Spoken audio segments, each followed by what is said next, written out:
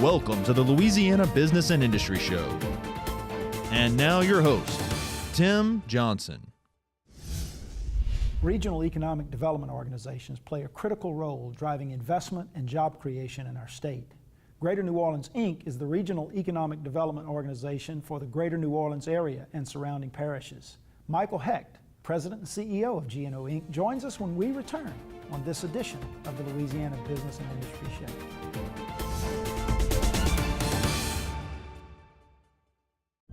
Since 1919, we've designed and constructed hundreds of industrial plants, roads, ships, dams, and executed some of the most complex jobs in the world. In fact, our quality and dependability are legendary. Today, the legend continues as Brown & Root delivers engineering, construction, maintenance, and industrial specialty services throughout the U.S. and the world from our headquarters here in Louisiana. We are Brown & Root. Passion, experience, safety. These are what set Arkell Constructors apart as a premier general contractor. At Arkell Constructors, our goal is to exceed our clients' expectations, whether it's commercial, industrial, or facility maintenance. We have the team and processes in place to provide a solution for you. To us, every project is a resume for our future. Arkell Constructors, the solution for your next building project. For over a quarter century, Kelly's has operated with honesty, integrity, and above all, safety. Kelly's features a fleet of quality equipment operated by dedicated, safety-minded employees skilled in land clearing, above-ground right-of-way maintenance, vegetation control, station yard and manned facility maintenance, above-ground pipeline support, and more. Kelly's Industrial Services, where pipeline right-of-way maintenance gets done right. Consumers and property owners with construction projects can have a successful result or regretful experiences that could have been avoided.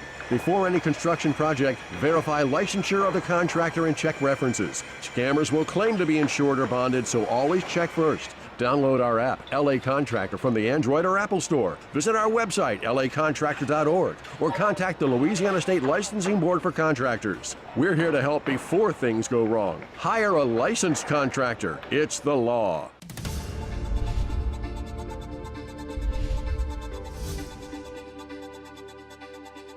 Welcome back to the Louisiana Business and Industry Show. Very pleased to welcome to the show Michael Hecht. He's President and CEO of Greater New Orleans, Inc., the regional economic development organization for the New Orleans area. Buddy, welcome back. Great to be here. Thanks, Tim. Glad you are. Let's remind our viewers about the mission and structure of GNO, Inc. What do you do and how do you do it? GNO, Inc. is the economic development organization for southeastern Louisiana. We have 10 parishes that we represent, South Shore, North Shore, and the River region, but work very, very closely with our brothers and sisters in Baton Rouge and something called the Super Region Committee. Right. We're a nonprofit. We're a 501c6 and C3. And although the GNO Inc. name goes back about 10 years, founded in 2004, the actual DNA of the organization goes back to 1902. So in many ways, actually a very old organization in the realm of economic development. I didn't realize that history going back that far. I knew it had some ancestry, but I didn't realize it goes back all the way to 1902. Now, we are both proud Louisianians.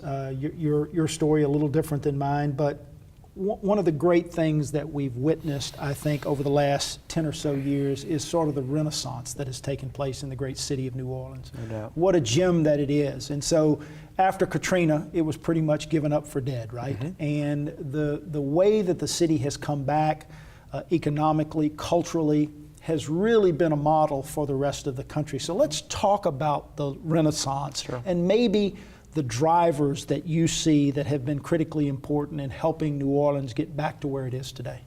It's a fascinating story. Sometimes we forget it, but the reality, and this is factually true, is that when Katrina hit in August 2005, New Orleans was a city that had been in decline for about 40 years.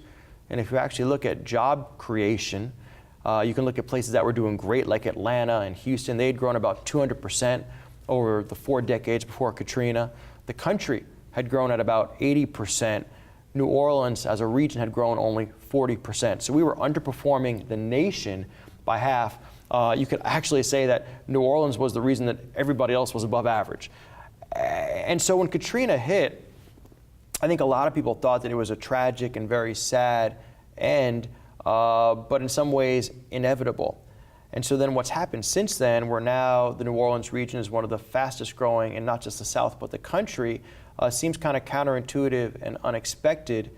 But in reality, Katrina ended up being almost like, if you think about, you have a friend who has really unhealthy habits and they have a heart attack, and it doesn't kill them, thank God, but it scares the heck out of them. That's really what Katrina was for New Orleans. It was almost like a form of shock therapy. And what's come out of that is a place that is actually realizing its potential for the first time in decades. And there's some very real reasons for that. And some of them are very specific to Katrina, and some of them are really just kind of timing. You know, the first is that I think Louisiana as a state, and this is not just New Orleans, has three economic assets that are non-competable. You know, nobody else can ever take them away from us because God's not making them anymore. And so those are the river, right? Most important piece of navigation asset. I call it the greatest economic transportation artery in the world. It is. We sit at the mouth of it. Certainly in our hemisphere, right. And it's why we bought a third of America, right? We got, we wanted the port, and we got, the United States. The second is the energy economy, still critically important. We've had over $90 billion of natural gas announcements along the river and in Lake Charles. We have the best infrastructure. And even with what's going on with oil prices right now, I was just meeting with one of the big E&P companies that said, look, we're going to be in the Gulf for decades. So energy is there. And the third is culture. And sometimes, we don't talk about this, but the reality is that in an increasingly homogenous world, the fact that you can be in Louisiana or you can be in New Orleans and actually know where you are is actually something that we can sell. People want it, and they're going to move here because of it. So one, we've got these intrinsic economic assets. I think Katrina came along, and that did two things for us. The first is that it gave us about $140 billion of investment. Katrina, Rita, Gustav, Ike. One of the things that I saw working in New York City after 9/11 that you sometimes don't want to talk about because it's a little bit uncomfortable, but it's true, is that disasters tend to be massively cash flow positive experiences over time because of all the reinvestment. So a massive amount of reinvestment in schools and roads and hospitals in the Superdome, and that's also a massive form of economic stimulus. So that's the economic factor. Then you have what I would call the psychosocial factor, which is that I think Katrina made it clear to all of us that what we were doing before just wasn't working.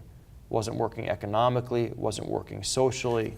And I want to comment on that, Michael, because it's something that I think about often. It truly did give New Orleans an opportunity to start over. That's right. It's really what it did, right? That's right. As difficult as it was, and obviously we don't take lightly the deaths and the destruction, but it really did give the city an opportunity, particularly economically, to start over. No doubt, and I'll actually take it a step further. When you talk about the loss from Katrina, you talk about a death toll of around 2,000, but the actual death toll is probably a magnitude greater than that because we all have friends or family, loved ones who ended up perishing too soon or being hurt because of the after effects of the storm. So you would never wish this upon anyone, but what I tell people is that the way you honor those who lost is by building back something better. And that sense of purpose and unanimity did not exist pre-Katrina. But coming back from Katrina, we're now working together and rowing in the same direction in a way that hasn't existed possibly, ever in New Orleans. So you had the intrinsic assets, you had the money, you had the psychological impact. And the last thing was just kind of luck, is that right when we were getting all this stimulation, all this coming back from the dead spirit, the rest of the country was being hit by the greatest economic crisis since the Great Depression.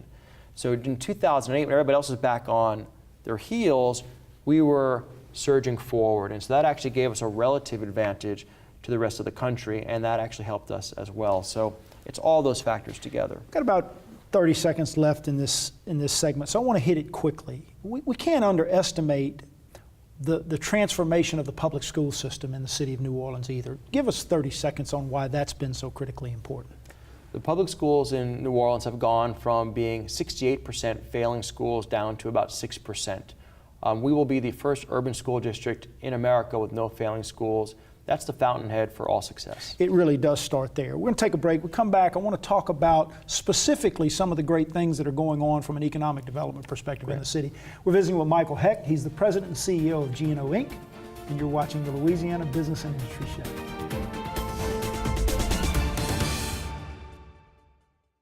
It might be one of the most efficient, most effective methods of communications we've ever used.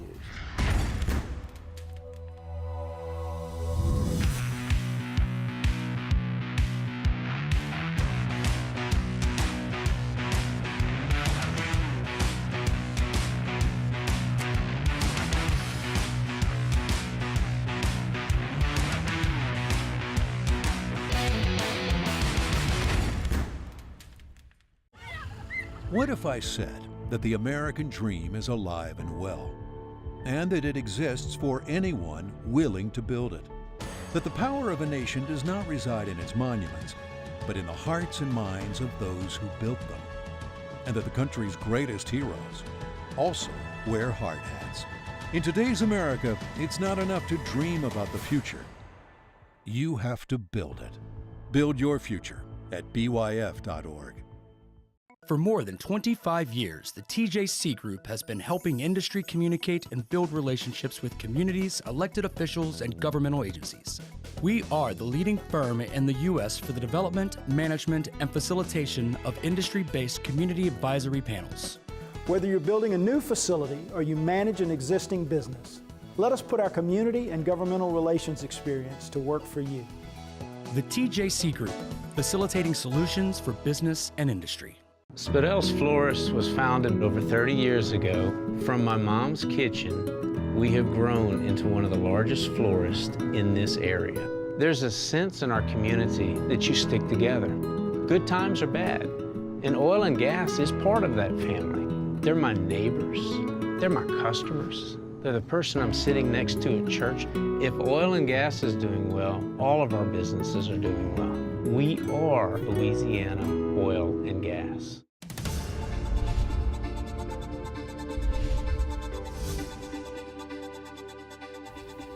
Welcome back to the Louisiana Business and Industry Show. Michael Hecht, President and CEO of G&O Inc. is our guest.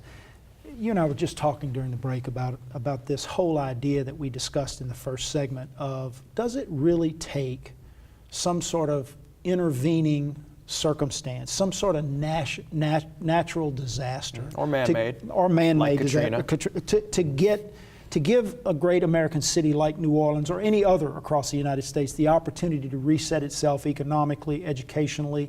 What are your thoughts on that? I think not necessarily, but it takes longer. So if you look at a place like Miami, coming out of the days of the 70s and 80s when there were 500 murders a year, or a place like New York coming out of the days of Escape from New York in the 80s. And those places turned themselves around, business-led by the Beacon Council in Miami, by the Partnership for New York City and New York, but it took 30 years. And so when people ask me, is Detroit, for example, the next New Orleans? That's a frequent question. I say, well, look, Detroit has a lot going for it. It's got great culture. It's actually got great manufacturing capacity. It's got great community spirit. But it hasn't necessarily had that Katrina moment. And I think the slow embarrassment of a bankruptcy and the slow erosion of a manufacturing shift is not the same as the critical life-threatening event that we experienced. So I think that Detroit over time is going to do great, particularly now that they've got Dan Gilbert there investing so much. But I don't think it's going to happen in the compressed time frame that we saw here in New Orleans. And I think that really is the difference. Now, we're going to talk a little bit later in this segment about some of the real successes that are going on, both in economic development and, quite frankly, some recognition that G&O Inc. is getting as an economic development organization. But I know challenges remain. Talk about the one or two most significant challenges that you and your team still face in trying to bring investment to the city and to the region. You know, the overarching challenge is one that I think came up last week. I was reminded of it again. We were talking to a company from Europe that was looking to put a high-tech manufacturing facility in southeastern Louisiana. And the individual talked about how much he loves New Orleans and about the music and about the food and about Mardi Gras. And I was once again reminded that the brand of New Orleans is truly a double-edged sword. We are one of the iconic global cities. Travel and Leisure readers just voted New Orleans the #7 city in the entire world, #2 in America. But what we are beloved for, which are these cultural elements, don't necessarily translate into people wanting to move their families or their business to southeastern Louisiana. So a lot of what we have to do is to say, yeah, that's true. We are one of the most culturally rich and unique places on the planet, but at the same time, we are also one of the lowest cost according to KPMG, and we have some of the best trained and most loyal and productive workforce in the world. And so there's a brand broadening challenge, which, if I'm being honest, does persist to this day. You know, you mentioned this idea of some of the most productive employees in the world. I think back to 15 years ago in my work in consulting with the petrochemical industry, when I had a plant tour going on, and he had one of his operators speaking to a community group, and he had this smile on his face, and I asked him, I said, Mike, what are you smiling about? He said, you know, I've worked all over the world, Tim, and I've never been in a place where employees own the facility and own the business like they do here in South Louisiana. It really is a trait. That's a great point. I want to riff on that for a second. So when I think about our sales, I always talked about us being low cost. And so KPMG said if you look at the combination of labor, lease, taxes, and incentives, Baton Rouge is the least expensive mid-sized market in America, and New Orleans is number 2. That means that collectively, the Southeast Super Region is number 1 in terms of business costs. We got that. Then we talk about our high culture, and we kind of know that. That's globally recognized. But your point is one that I've come to recognize more recently, which is that the degree of connection between individuals and their companies and their community and each other is more significant and stronger in Louisiana than I think anywhere in the country. And that actually is very attractive.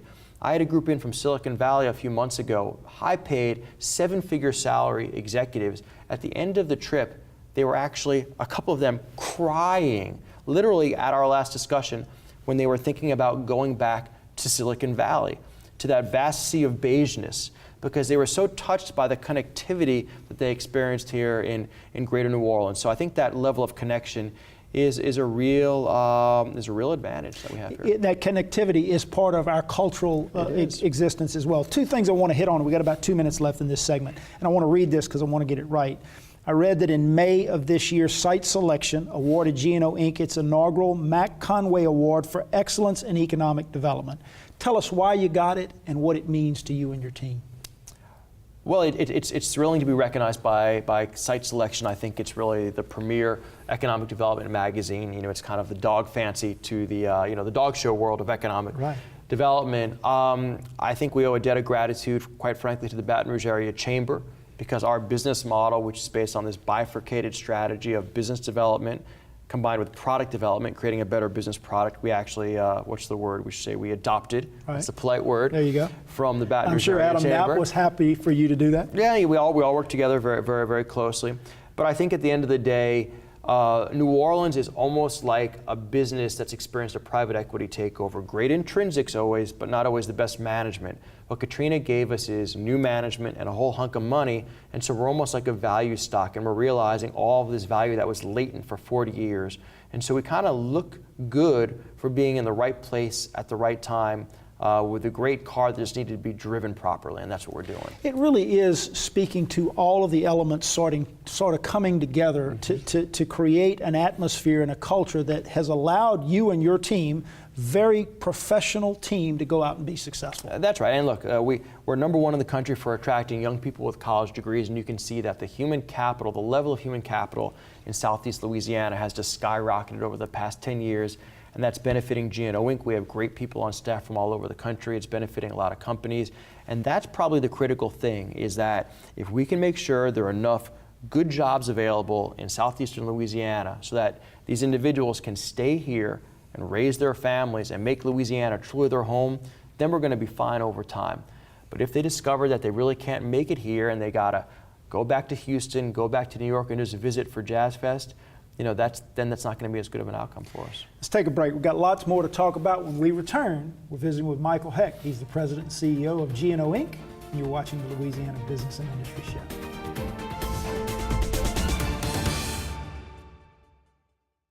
Promoting workplace safety and family wellness. That's our motto at Gulf Coast Occupational Medicine. The Gulf Coast staff is made up of some of the most knowledgeable and hardest working medical professionals in Louisiana. We care about your safety and your bottom line. With 8 convenient locations in the greater Baton Rouge area, our services include injury management, physical exams, medical surveillance, and substance abuse testing. For more information, visit us on the web at gcombr.info and ride the wave to safety. For more than 20 years, the TJC Group has been helping companies assess their training needs and to develop programs that improve the effectiveness and productivity of their teams.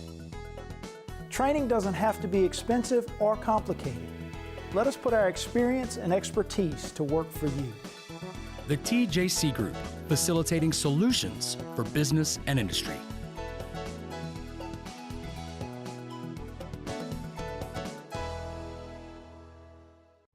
What if I said that whatever good things you build you? And that in this economy, sweat never loses its value? What if I said that there isn't a challenge in the world too great for a craft professional with the right tools, and that the steps that lead from where you are to where you want to be can only be built by you? Build your future at byf.org. Keene Miller traces its roots to the dawn of the petrochemical industry in Louisiana. As the legal needs of the sector grew, our firm emerged as a leader in environmental law, economic development, real estate, employment, utilities regulations, and more. Today, these same clients and those new to our state continue to rely upon the firm and its attorneys for creative ideas, practical advice, and Louisiana know-how. Industrial strength law. Learn more at KeeneMiller.com.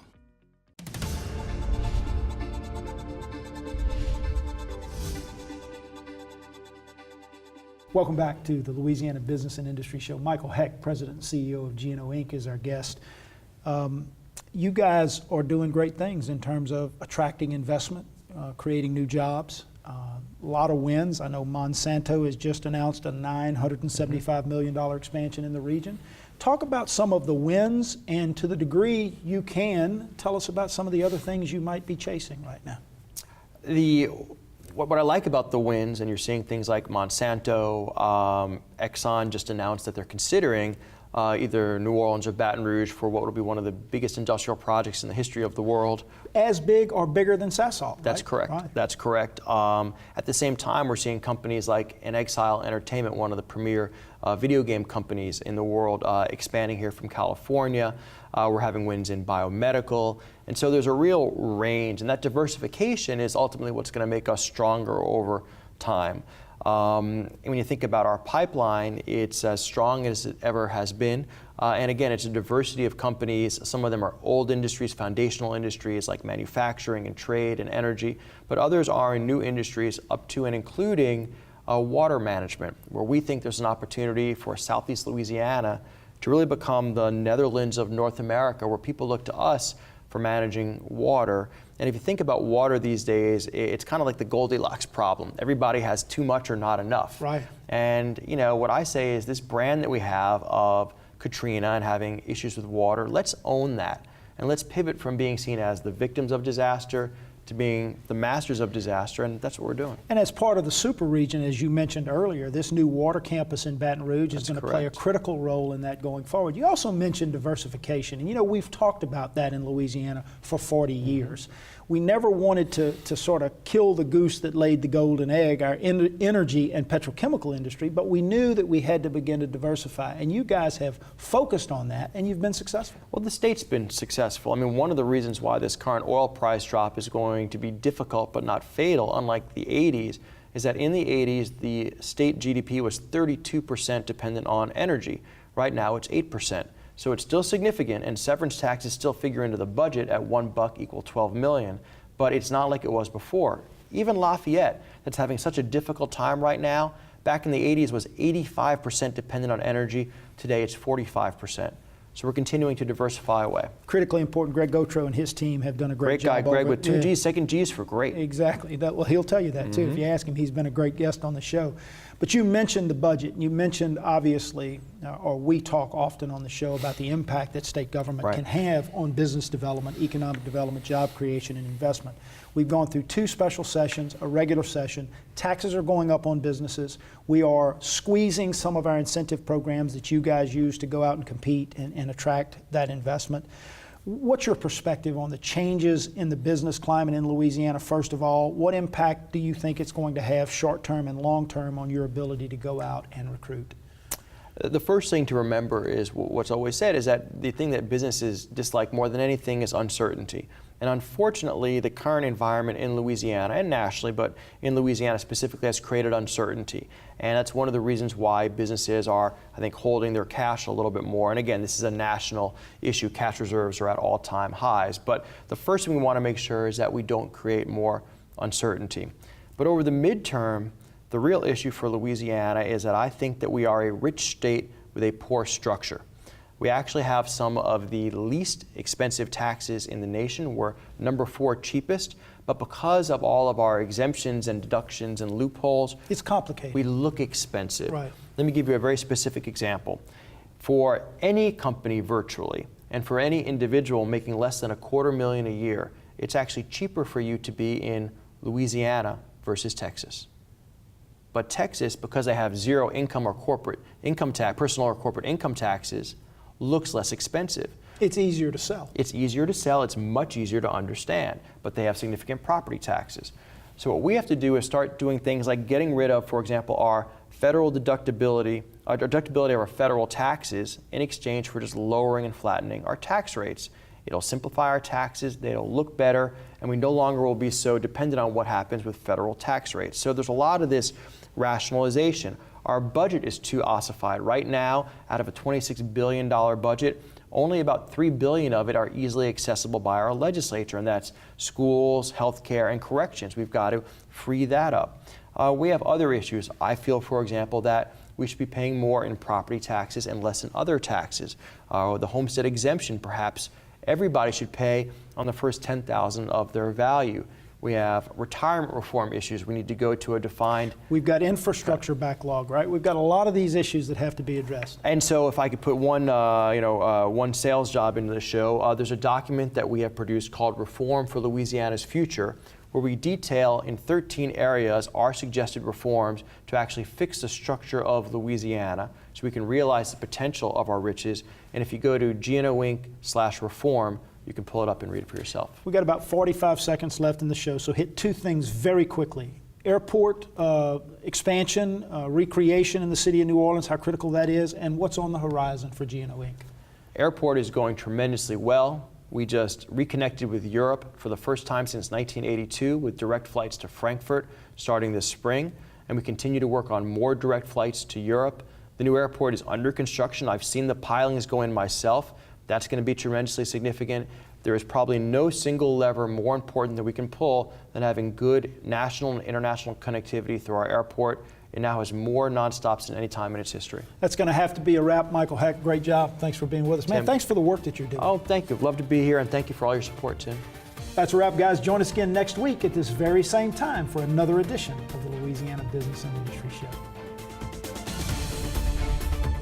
Hey guys, be sure to check out our new LBIS website, www.louisianabusinessandindustryshow.com.